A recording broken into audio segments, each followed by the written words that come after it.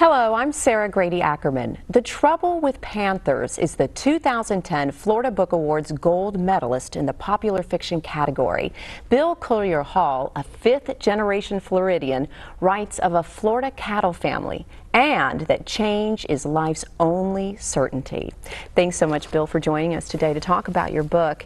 And as I understand, you've been writing since 1997, correct?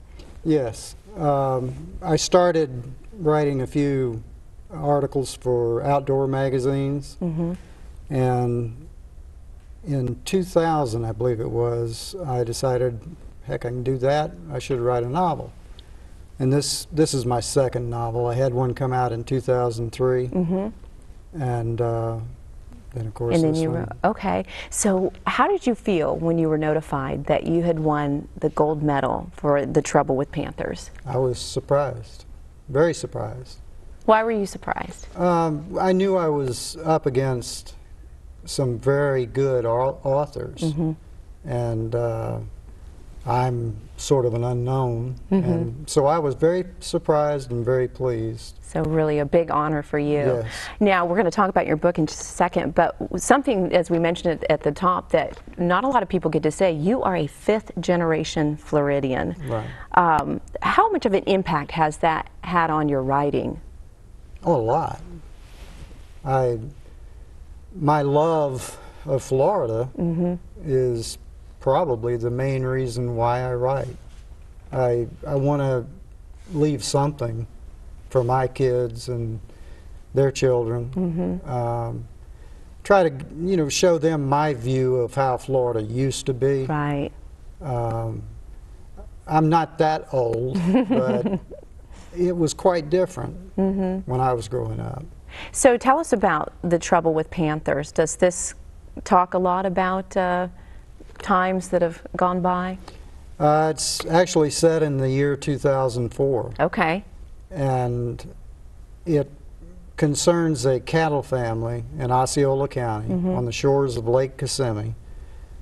They've had this property for almost a century, and when the patriarch of the family passes away, they're on the verge of losing the land.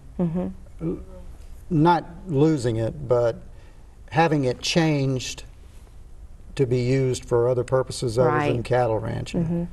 And this book is primarily about this young 18-year-old man who's trying to save this ranch and keep it the way it was.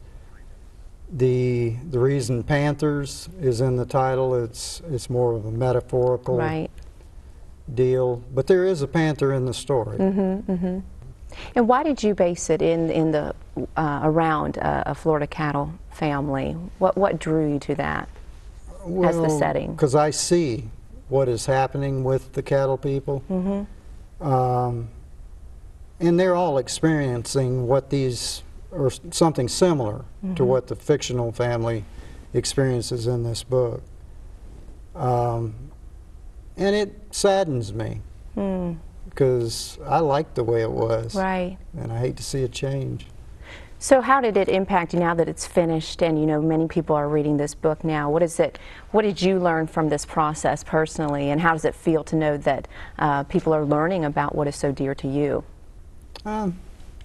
It's fun, because especially the cattle people that I've spoke to that have read the book, they all seem to really like it, and they paid me the best compliment I could have ever gotten. They said, "This book is real."